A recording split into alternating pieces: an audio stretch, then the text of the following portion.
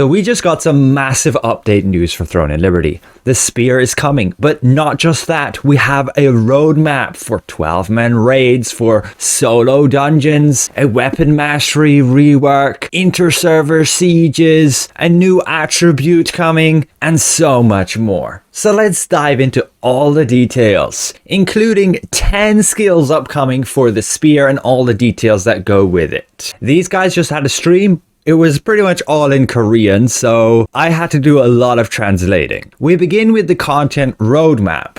And you can see, Spear release in December, as you may already know, Korean servers getting a boost season, with then all of us getting a winter event.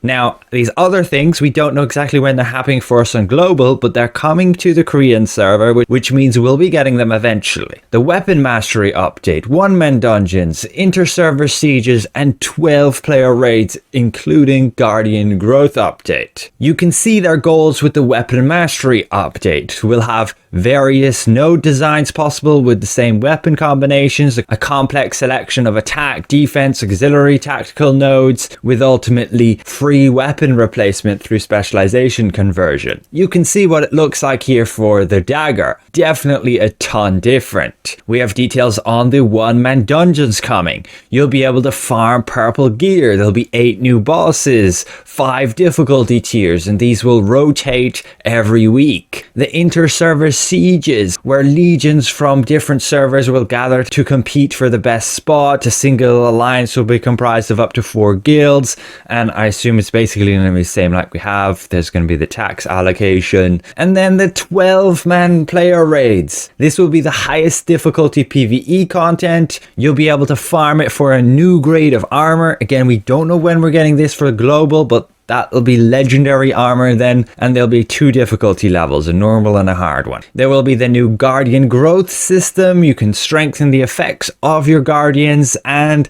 have it so you can use new skills while the Guardian's active. The main source for upgrading them will be raids. But then the big spear update. This is going to be a close-range DPS weapon with wide area attacks and quick combos, high mobility and high CC resistance. You'll stack debuffs to cause your target to explode, and the recommended role is for tanking and damage dealers. Before we get to the skills, I want to cover a new stat we're getting. You can see now we'll have 5 attributes. This is going to be, as per the translation, the Indomitable stat. This is going to be the foundation for toughness, increasing endurance and status resistance for each point, along with magic defense, and it will increase your damage like other stats. And then you have the different achievement effects, so the milestones, you get to like 30 points, you get 100 extra endurance, you get to 40, that's 200 magic defense, 50 strike evasion, that's probably melee evasion with the correct translation, 60 is 120 endurance, and 70 is 60 endurance, and then 100 status alignment resistance. But we also have quality of life improvements, battle presets, where you can change all your equipment, skills, and guardians at once. There'll be an improvement to, say, your inventory, and an improvement to the artifact and rune system, with a bunch of convenience. That's pretty much everything, but now I want to get into the spear update and the 10 new skills and the details of them that we know so far. Also, we have a confirmed date. The spear weapon is coming to all servers on December the 5th with that major update. Overall, the gameplay footage of Spear looks really cool, and as mentioned here, along with their feature reveal video they just posted, it's going to comprise of stacking debuffs on your target to cause them to then explode. Reminds me a lot though of Dagger in that way with, say, Thundercloud bombings. But let's get into the details of those skills and what they'll actually be doing. You can see right here, it's going to have the usual 12 new active skills with a new defense skill and 7 new passives. We have a skill called Smithereens. You're going to swing your spear quickly in place, inflicting damage over 5 times to the designated target and targets within 4-meter wide attack range. And the damage against monsters is boosted significantly. We also have Crosscut.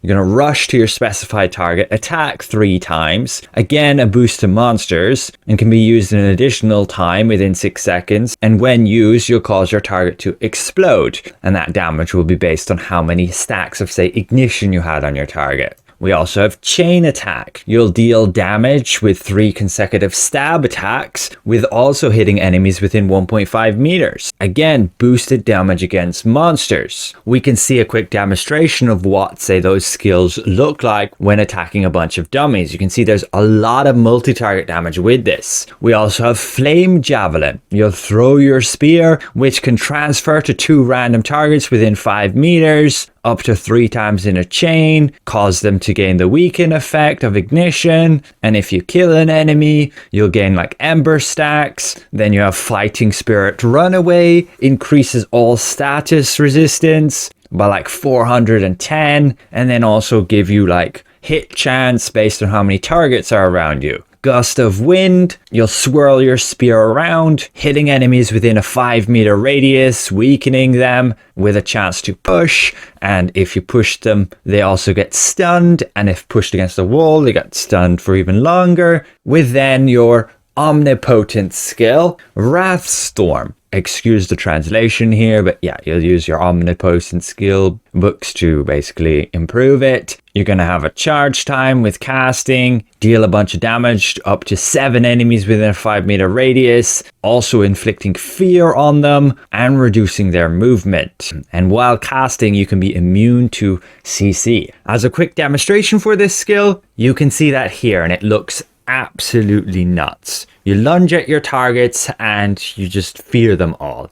And while you're lunging, you're like CC immune. Nobody can hit you. You're basically invisible. You see all the question marks on the monsters.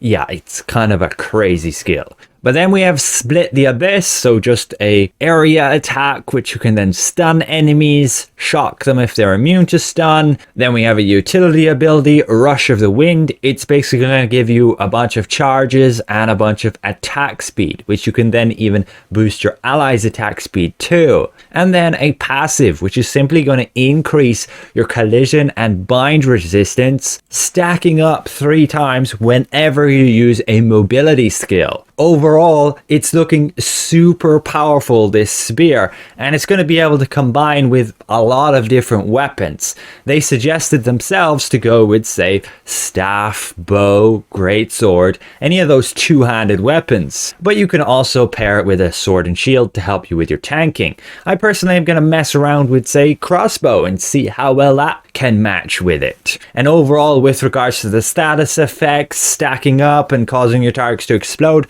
reminds me a lot like Dagger, and maybe it'll have similar playstyle effects like using Dagger plus crossbow, but we shall have to see. The final thing to show here is a bunch of new skins for weapons, outfits, more weapons, more outfits. They're definitely upping their game right here, at least compared to the ones I've seen that they've introduced to the shop lately. But be aware, these are specific for Korean right now. We don't know for sure if we're getting them on global at all, and if when. So yeah, that's the upcoming roadmap for the Korean servers. We are getting the Spear release confirmed as December the 5th from herself here. So we will get it at the same time Korea does. The Weapon Mastery update, we don't know if we'll get that as well as them, but very likely the 1-man dungeons and the 12-player raids will be a bit later for us, as they're like to gain higher tier gear, which we may not have access to yet. It has also been confirmed we're getting the new Rune system on December the 5th. I covered that in a previous video, where you will be able to get additional stat points based on these runes, which you will farm in the new repeatable